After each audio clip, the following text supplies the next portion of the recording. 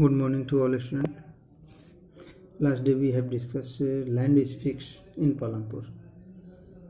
In Palampur, land is fixed, but after some time, land has been increased by the clearing of forests and developing irrigation facility in that village. But in earlier time, land was fixed. Land जो था वो fix था, यानी वह निश्चित उसकी सीमा थी, मात्रा थी, कितनी ही भूमि है इतनी ही भूमि में इस गांव के सभी लोगों को डिवाइड किया गया है लैंड। इस लैंड की जो थी सीमित मात्रा थी, एक फिक्स उसका मेजरमेंट था। इसके बाद हम लोग पढ़ेंगे, नेक्स्ट टॉपिक है is there a way one can grow more than same land. Is there a way one can grow more from the same land. क्या कोई ऐसा भी तरीका है जिसके द्वारा कोई व्यक्ति सेम लैंड पर एक से अधिक फसलें उपजा सकता है? तो सबसे पहले इसमें दिया हुआ है, in the kinds of crop grown and facilities available Palampur would resemble a village of the western part of the state of Uttar Pradesh. That is the imaginary name, जिसमें बतलाया गया है कि उस गांव में फसलें मुख्य रूप से कौन कौन सी फसलें उपजाई जाती है। No land is idle in that village. In rainy season kharif crops are grown and in winter season rabi crops are grown. No one land is idle, कोई भी भूमि बेकार नहीं रहती है। All lands are cultivated, but some part of land of that village on which time irrigation facilities were not available in that village, that land becomes idle. After that we understand, on same land many crops are grown. उसी जमीन पर बहुत सारी फसलें उपजाई जाती है। With the one crops many crops are grown. एक ही फसल के साथ और सभी भी फसलें उपजाई जाती है। या in same land 3 or more than 3 crops are grown in 1 year. एक साल में 3 या 3 से अधिक फसलें भी उपजाई जाती है, या एक ही साथ कई फसलें उपजाई जाती है। तो यह कैसे पॉसिबल है? यह पॉसिबल है due to development of irrigation facilities in that village. Electricity came earlier in Palampur. Electricity बहुत पहले ही यहाँ पर आ गई थी, and due to facilities of electricity new tubewells were established by replacing of the old irrigation facilities, old irrigation system as a Persian wheel or other systems of the irrigation. उनको हटा करके tubewell were set up by the help of electricity, and by its way large area of the land were irrigated by the tubewell. That some tubewells were set up by the government and some tubewells were individual private persons.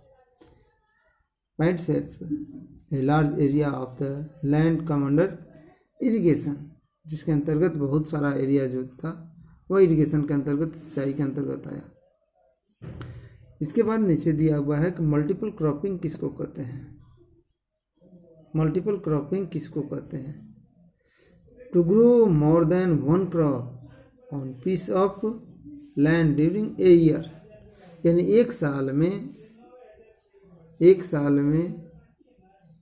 Piece of land, एक साल में भूमि के एक टुकड़े पर एक से जब अधिक फसलें उपजाई जाती है, that is called multiple cropping. उसको हम कहते हैं multiple cropping. What is multiple cropping? To grow more than one crop on the one piece of land in same year, यानी एक ही साल में जब एक से अधिक फसलें उपजाई जाती है तो उसको हम मल्टीपल क्रॉपिंग कहते हैं। It is most common way for increasing production in given piece of land. तो ये मल्टीपल क्रॉपिंग के लिए what type of facilities are required?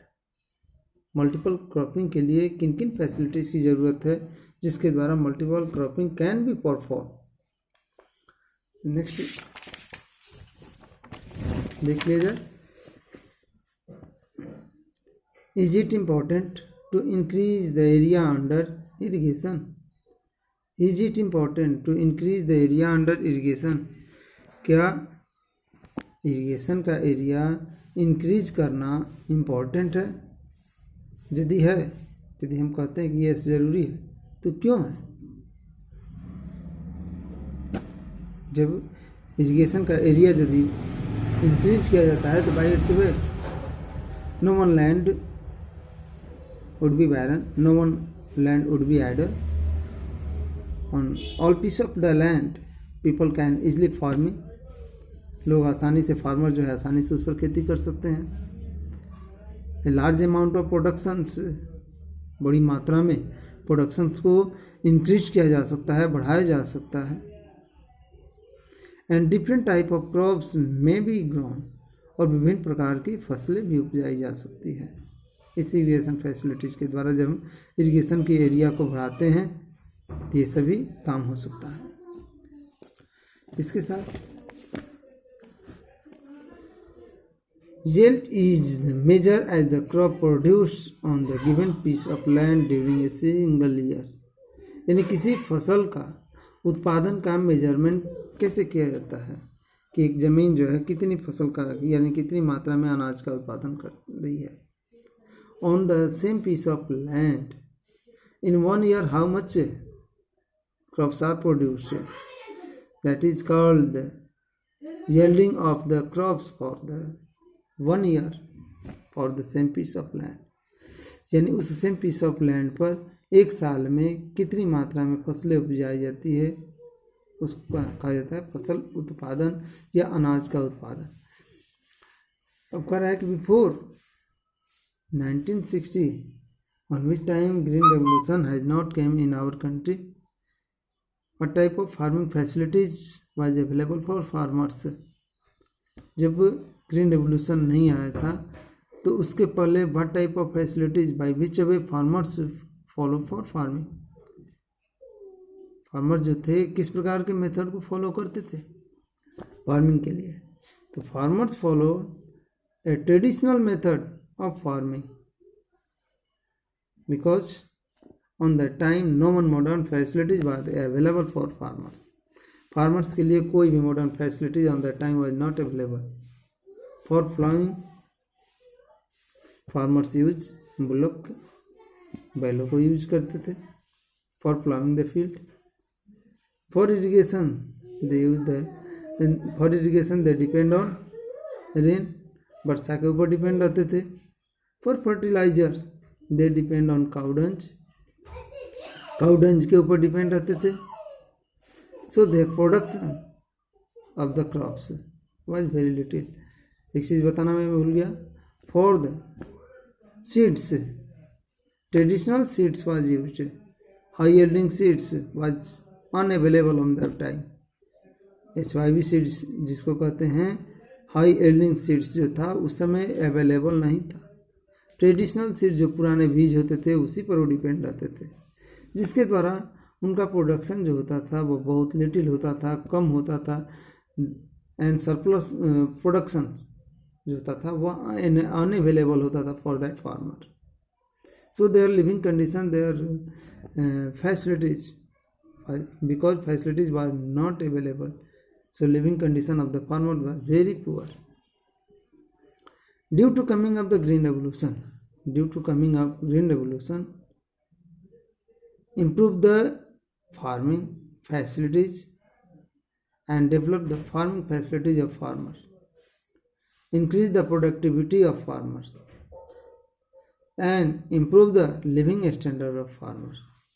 Green revolution के आने के साथ साथ farming facilities, new type of farming facilities available हुई, जिसके द्वारा फार्मिंग प्रोडक्शन जो था वह इंक्रीज हुआ, उनका लिविंग स्टैंडर्ड भी इम्प्रूव हुआ। तो यह कैसे हुआ? सबसे पहले हम देखते हैं तो irrigation facility, new type of irrigation facilities was provided by government, electricity was provided by government. HYV seeds, high yielding seeds, जिसको अधिक उत्पादन करने वाला, यानी पहले का जो एक बीज था उसमें 10 दाने लेते थे, जबकि हाई यील्डिंग सीड्स में एक बीज से 100 दाने ले रहे हैं, जिसको हाई यील्डिंग सीड्स कहते हैं, HYV सीड्स कहते हैं, जो व्हीट के, राइस के। तो इस तरह के हाई यील्डिंग सीड्स जो थे वो गवर्नमेंट के द्वारा प्रोवाइड किए जाने लगे। फर्टिलाइजर के लिए। पहले के किसान जो थे काउ डंज पर डिपेंड होते थे फर्टिलाइजर के लिए, जबकि आज के किसान जो है केमिकल फर्टिलाइजर को यूज करते हैं। And chemical fertiliser help for more productions on the same piece of land. इसके साथ to protect their crops from the insects, modern farmers use pesticides. In old time, pesticides were not available. In old time, for protect their crops, farmers use acid of bench cake or other type of materials. But nowadays, farmers use pesticides to protect their crops. तो ये हुआ due to coming of green revolution. What kinds of facilities were provided to farmer? और सभी point जो होगा next day discuss करेंगे। Okay, thanks for